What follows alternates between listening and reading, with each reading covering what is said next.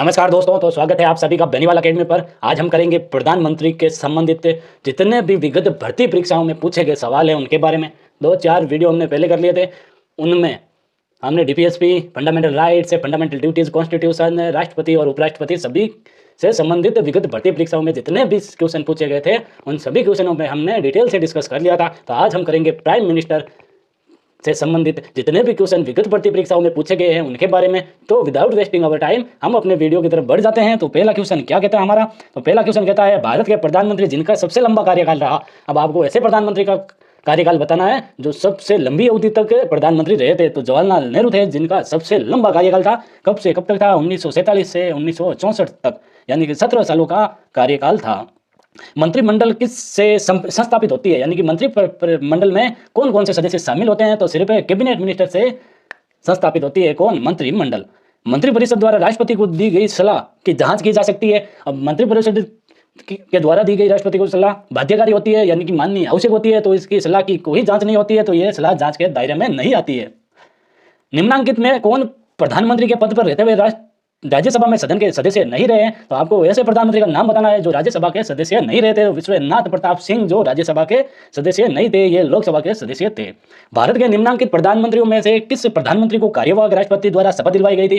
तो आपको ऐसे प्रधानमंत्री का नाम बताना है जिनको कार्यवाहक राष्ट्रपति ने शपथ दिलवाई थी। कार्यवाहक राष्ट्रपति कौन थे? हिदायतुल्लाह।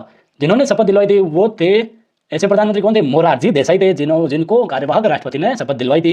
निम्नांकित में कौन से करती है भारत सरकार की राजनीतिक कार्यों संबंधी मंत्रिमंडल समिति के है? अब आपको ऐसे कार्यों के बारे में बताना है जो मंत्रिमंडल करती है।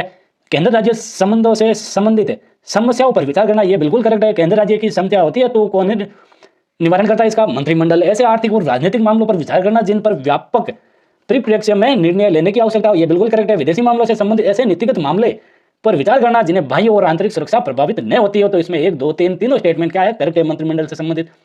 निम्नलिखित में कौन भारत सरकार के प्रधानमंत्री के वेतन एवं भत्तों का निर्धारण करता है? अब कौन करता है प्रधानमंत्री के वेतन और भत्तों का निर्धारण? तो संसद करती है। प्रधानमंत्री के नियुक्ति का प्रावधान संविधान के किस अनुच्छेद के अंतर्गत किया गया है? तो राष्ट्रपति अनुच्छेद 75 के अंतर्गत। लोकसभा में बहुमत प्राप्त दल के नेता को क्या करेगा? प्रधानमंत्री बनाएगा, अनुच्छेद 75 के तहत। राष्ट्रीय एकता परिषद का अध्यक्ष कौन होता है? तो ये राष्ट्रीय एकता परिषद का अध्यक्ष प्रधानमंत्री होता है। इसका गठन हुआ था 1961 में। इसका गठन किया था जवाहरलाल नेहरू ने। क्यों किया था? क्योंकि जातिवाद, सांप्रदायिकता और क्षेत्रवाद जैसी समस्याओं से निपटने के लिए किसका गठन किया था? राष्ट्रीय एकता परिषद का गठन। पर भारत का प्रधानमंत्री तब तक अपने पद पर रहता है जब तक उसे प्राप्त होती है लोकसभा का विश्वास। जब तक लोकसभा विश्वास है तब तक भारत का प्रधानमंत्री है। अगर लोकसभा में बहुमत विश्वास इसने खो दिया तो प्रधानमंत्री का पद भी हट जाएगा। राष्ट्रीय विकास परिषद में कौन शामिल होते हैं? राष्ट्रीय विकास परिषद में एक तो केंद्रीय मंत्री होते हैं, यानी कि कैबिनेट मंत्री होते हैं।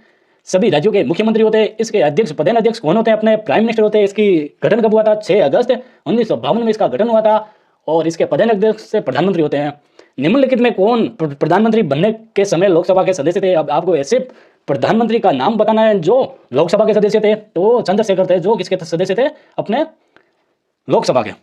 अब आपको बताना है इनमें से कार्यकाल, यानी कि कौन से कार्यकाल से संबंधित प्रधानमंत्री थे। एच.डी. देवगौड़ा 1996-97 1 साल रहे थे, यानी कि ए से 4 संबंधित हो गया। चंद्रशेखर थे जो 1990-91 तक थे, यानी कि बी में 3 हो गया। तो बी में 3 और ए में 4 हो गया। तो इसमें तीनों ऑप्शन कट जाएंगे आपके और डी आंसर हो जाएगा। कैबिनेट का तात्पर्य होता है, अब कैबिनेट से आप क्या समझते हैं? कैबिनेट स्तर के सभी मंत्रियों से कैबिनेट का क्या होता है? गठन होता है। उप प्रधानमंत्री के पद का सृजन है मूल संविधान में तो नहीं किया हुआ, इसका कोई उल्लेख संविधान के प्रावधानों से हटकर हुआ है, तो बिल्कुल सही है। आप निम्नलिखित संविधान संशोधनों में कौन यह स्पष्ट करता है कि मंत्रिमंडल में कुल मंत्रियों की संख्या प्रधानमंत्री को सम्मिलित करते हुए लोकसभा के सदस्यों की कुल संख्या के 15% से अधिक नहीं होनी है? तो 91वां संविधान संशोधन ये कहता है कि मंत्रिमंडल में मंत्रियों प्लस प्रधानमंत्री दोनों को जोड़कर 15% से अधिक संख्या नहीं होनी चाहिए। लोकसभा के प्रति प्रधानमंत्री और मंत्रिमंडल का उत्तरदायित्व अथवा जिम्मेदारी है तो प्रत्यक्ष होता है, अनवर्त होता है और सामूहिक होती है। मंत्रिपरिषद में विश्वास सुनिश्चित करना है तो अविश्वास प्रस्ताव प्रारंभ किया जाता है। इस प्रस्ताव के बारे में क्या सही है? तो व्यक्तिगत उत्तरदायित्व है तो संविधान में स्पष्ट प्रावधान है। अविश्वास प्रस्ताव संबंधी सूचना बैठक प्रारंभ होने के दिन से पूर्व भेजी जा सकती है, बिल्कुल गलत है आपके स्टूडेंट। राज्यसभा के सभी विश्वास, ये भी सही है। विश्वास संबंधी सूचना एक बार दी जाने के बाद वापस नहीं ली जा सकती, ये भी सही है। निम्नलिखित में कौन सा एक प्रधानमंत्री के कर्तव्यों से संबंधित नहीं है? आपको यह बताना है इन चारों स्टेटमेंट में से कि प्रधानमंत्री का कर्तव्य कौन सा नहीं है।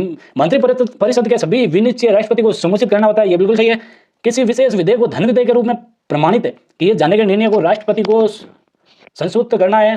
संघ के कार्य के प्रशासन संबंधी ये बिल्कुल सही है, किसी मंत्रिमंडल को निश्चय करना किंतु ये विचार नहीं है, राष्ट्रपति मंत्रिमंडल के समक्ष विचार रखना, ये बिल्कुल सही है। तो ये गलत है आपका स्टेटमेंट भी। किस प्रधानमंत्री के कार्यकाल में 2 डिप्टी पीएम रहे हैं? तो वाइस प्राइम मिनिस्टर कौन रहे हैं? वो भी 2 बार। तो मोरारजी देसाई के कार्यकाल में 2 डिप्टी प्राइम मिनिस्टर रहे थे। कथन ए एवं कारण आर, इन दोनों वक्तव्यों को सावधानीपूर्वक परीक्षण कीजिए तथा निम्नांकित कोटों का प्रयोग कर सही उत्तर चुनिए। एजर्सन क्या कहता है? सूचनाओं की तैयारी, योजनाओं की तैयारी पर प्रधानमंत्री कार्यालय का प्रभाव होता है। तो योजनाओं के जितने भी संबंधित कार्य है वो उनको योजना तैयार करनी पड़ती है। वो कौन तैयार करता है? तो प्रधानमंत्री की एक फिक्स मंत्रिपरिषद होती है, वही क्या करती है? योजनाओं की तैयारी करती है। तो अभी योजना आयोग नहीं है, अभी कौन है? नीति आयोग है। प्रधानमंत्री योजना आयोग का अध्यक्ष होता है, ये बिल्कुल सही है। तो ए और आर दोनों सही है। ए की सही पुष्टि करता है। संविधान के अनुसार प्रधानमंत्री कौन होता है? संघ के मंत्रिमंडल का प्रधान नहीं होता है, ये संघ के मंत्रिपरिषद का प्रधान नहीं, संघ के सरकार का प्रधान नहीं होता है। संघ के प्रशासन का प्रधान कौन होता है? प्रधानमंत्री होता है।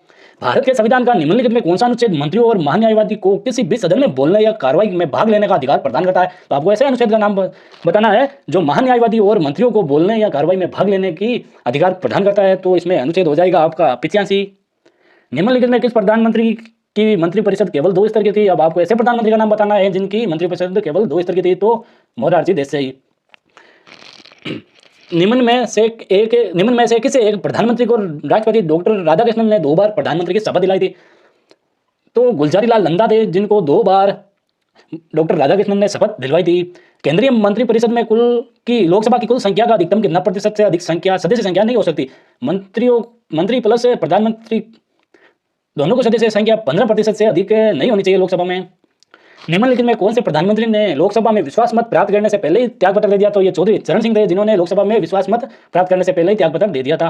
निम्न में कौन केंद्रीय मंत्रिपरिषद में सर्वाधिक अवधि के लिए मंत्री पद पर रहे हैं? तो आपको ऐसे मंत्री का नाम बताना है जो मंत्रिपरिषद में सबसे लंबी अवधि के लिए मंत्री रहे थे। तो जगजीवन राम रहे थे।